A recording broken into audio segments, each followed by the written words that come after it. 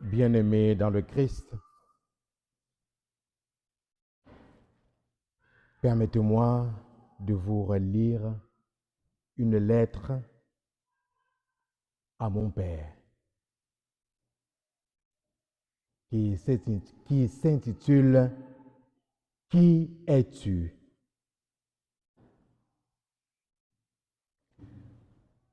Papa, Abba, Baba, Père. Qui est ton Père? Voilà une question récurrente qui m'est adressée depuis de longues années et plus encore ces derniers temps, depuis le 9 mars 2024, lorsque j'ai appris avec surprise, entouré de quelques amis, que la vie t'avait quitté, que le souffle de vie n'était plus en toi. Cette question posée plus récemment m'a obligé à m'arrêter et à me demander personnellement, qui es-tu? Tu n'es plus là pour m'aider à répondre à cette question, mais est-ce que cette question est légitime? N'est-elle pas curieuse? Pourquoi une telle question? Est-ce à cause de notre différence de couleur de peau, d'origine, d'accent? Au moment de la messe d'adieu que nous avons célébrée le 15 mars dernier, voilà quelques-uns des derniers mots que maman t'a adressés. Daniel, Dany, tu as été pour les enfants ce que Saint Joseph a été pour le Christ Jésus. Ces mots résonnent encore dans mon être comme si c'était maintenant. Tu as été pour moi ce que Saint Joseph a été pour l'enfant Jésus. Tu m'as donné un nom, Syriex, qui n'a rien changé à mon naissance, mais qui m'a permis de t'honorer pour cette paternité que tu as assumée par ta présence, ton soutien, ta patience. Car, comme Saint Joseph, tu m'as élevé, tu as veillé, tu as pris soin, tu as été silencieux et effacé, mais tu m'as permis de comprendre le sens de la paternité qui transcende les barrières du sang, de la couleur, de la race et de l'ethnie. Lorsqu'on pose une question au Christ à son sujet ou concernant diverses réalités, il répond en parlant de son Père, de notre Père qui est aux cieux. Le Christ est tellement passionné de son Père, il nous fait la grâce de partager cette relation filiale avec nous. Mais est-ce que je parle aussi fièrement, aussi passionnément de toi comme Jésus nous parlait de son Père? Non. À cause de notre humanité, à cause de certains différends que nous avons eus, à cause de nos imperfections, à cause de nos égos. Est-ce que cela dilue notre relation père-fils? Non. Parce que tu m'as accueilli comme ce que je suis. Je t'ai reçu comme don de Dieu, tel que Saint Joseph fut donné à Jésus. Le psalmiste nous dit que près du Seigneur se trouve le pardon. Il nous invite à reconnaître la nécessité du pardon de Dieu et à implorer sa miséricorde. J'ai donc confiance en sa miséricorde, non seulement pour moi-même, pour nous que tu laisses et surtout pour toi. C'est pourquoi, comme le psalmiste, des profondeurs, je crie vers lui, le Seigneur. Seigneur, écoute mon appel, écoute notre appel, que ton oreille se fasse attentive aux cris de notre prière. Si tu retiens les fautes, Seigneur, Seigneur, qui subsistera. Mais près de toi se trouve le pardon pour que l'homme te craigne. J'espère pour toi la rédemption promise par le Seigneur. Oui, près de lui est l'amour, près de lui abonde le rachat. Qui est ton Père?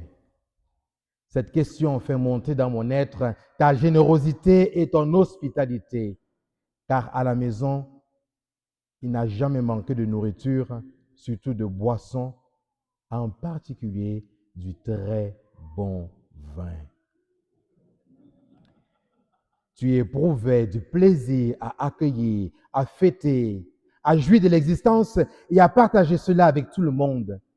Et lorsque tu étais un peu pompette et que maman, comme d'habitude, se plaignait, tu te tournais vers un de nous et celui qui croisait ton regard, tu disais, je bois et elle saoule. Voilà un héritage précieux que tu nous as légué. Ton hospitalité et ta générosité. Il n'est donc pas surprenant que tu sois parti subitement sans dire au revoir au cours d'un repas le soir du 8 mars 2024.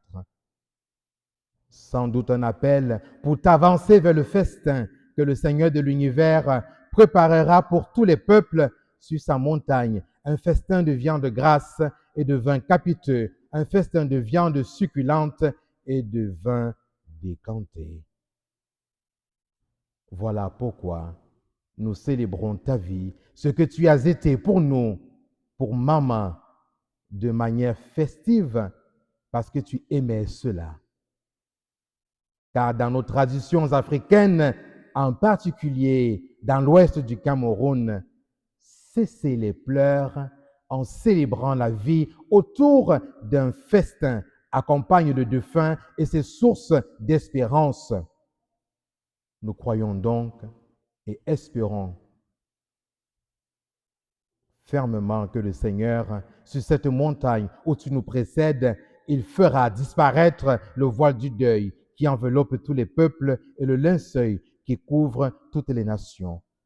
Et ce jour-là, on dira, voici notre Dieu, en lui nous espérions et il nous a sauvés. C'est lui le Seigneur, en lui nous espérions, exultons, réjouissons-nous, il nous a sauvés. À la maison, tous les peuples y passaient sans aucune distinction de couleur, d'ethnie. L'entourage commentait, critiquait, questionnait, mais tu demeurais, tu n'apportais pas de crédit à tout cela. Tu nous interpelles tous et toutes par ton exemple sur les questions actuelles de racisme, de xénophobie, de tribalisme et de haine. Cela est possible non pas par nos propres moyens ou notre seule volonté, mais seulement si nous développons une communion spirituelle avec Jésus, si nous demeurons dans une intimité profonde avec lui, lui qui nous invite ainsi à poser un geste concret, à communier à lui le pain de vie, à prendre son corps, à manger sa chair et à boire son sang, à vivre de l'Eucharistie. Le Christ nous promet la vie éternelle si nous demeurons en lui.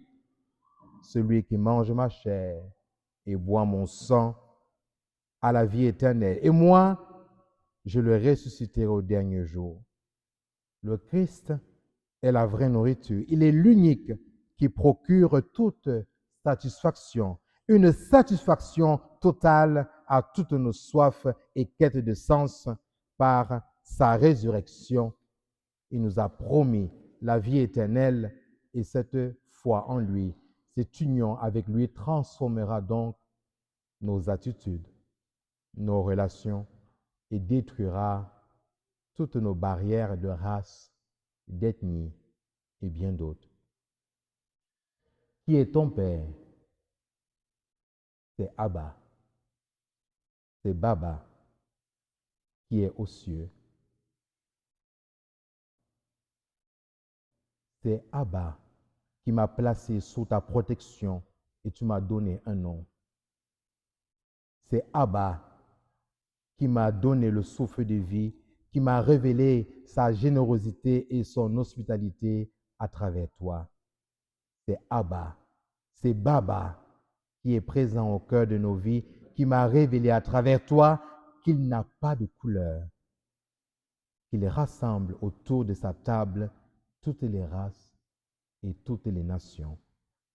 C'est Abba, c'est Baba qui nous révèle en son Fils Jésus qu'il est la résurrection et la vie, que nous sommes appelés à entrer dans sa joie, dans la vie éternelle. Voilà ce que nous espérons pour toi à ce moment où nous te disons, va, entre dans la joie de ton Maître, exulte, réjouis-toi, il t'a sauvé. Amen.